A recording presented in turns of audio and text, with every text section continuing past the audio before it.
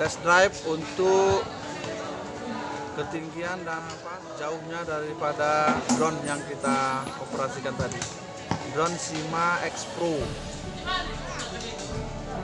Tingginya kurang lebih tadi sekitar 100 meter ke atas, 100 meter juga sampai nyamping. Ketahanan baterai ini hanya sekitar 9 menit. Kemudian kelebihannya ini karena sudah pakai GPS, ketika kita kalibrasi dan compassing, sehingga gunanya ketika baterai sudah mulai low, dia akan balik otomatis. Dia kembali di mana titik yang dekat daripada posisi remote. Jadi dia langsung ketika baterai sudah mulai habis, maka dia akan turun mendekati posisi kita. Caranya otomatis menggunakan remote.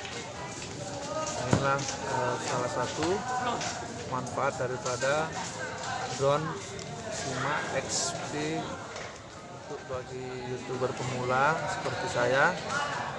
Ini sudah bisa menjadi bahan untuk mengambil gambar buat video dengan posisi dari atas atau view bird mata elang. Demikian, nanti kita lihat hasilnya pengambilan gambar dari kamera SYMA X8pro ini. Terima kasih.